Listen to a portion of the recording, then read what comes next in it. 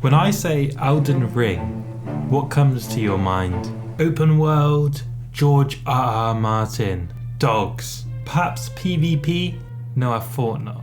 Bosses. Bosses are always the first thing that comes to mind because there's just so damn many of them. You've got main bosses, mini bosses, secret bosses, big bosses, small bosses, cinematic bosses, gimmick bosses, big guy, little guy bosses, tree sentinels, 2 tree sentinels, draconic tree sentinels, dragon bosses, variation dragon bosses, more dragon bosses. Dragons. Okay, you get the idea. Sometimes I wish there was a way where I could fight a certain Elden Ring boss whenever I wanted to from the click of a button, without having to start a whole new playthrough each time or being forced into multiplayer. If only From Software had developed something in the past to remedy this very issue. This brings me to Sekiro. Sekiro never received any traditional DLC with new levels, enemies and bosses, but it did, however, receive an update alongside its Game of the Year Edition version. Let's check out the full trailer of the Game of the Year Edition to fully refresh ourselves.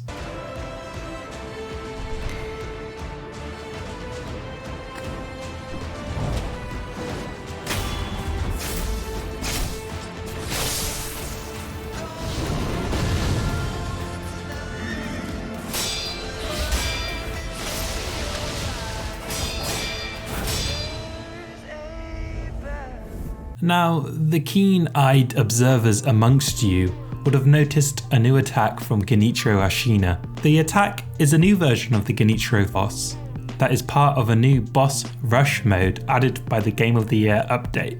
That's right, fellow gamers.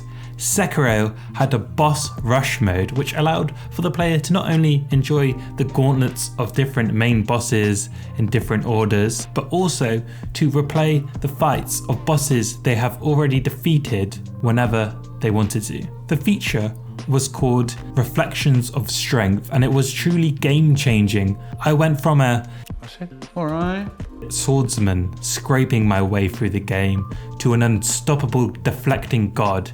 Why? Because I was able to replay the Ishin, the Sword Saint fight over and over again. I feel the introduction of this mode to Sekiro hasn't been celebrated enough. It really added to the game's replayability and fun value.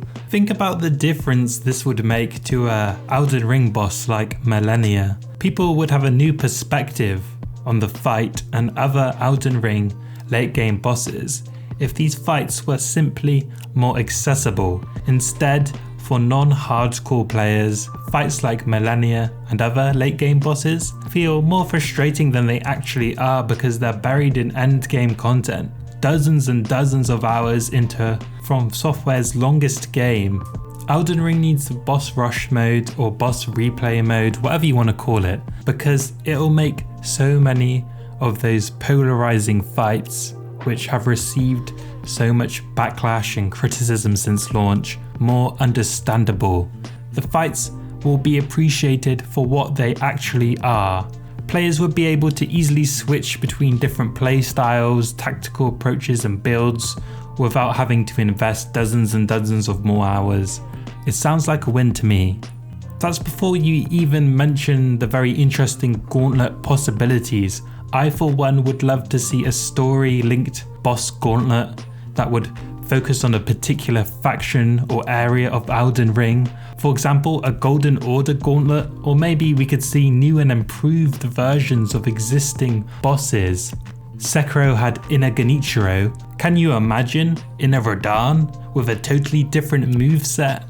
Again, it would add so much replayability. Yes, please.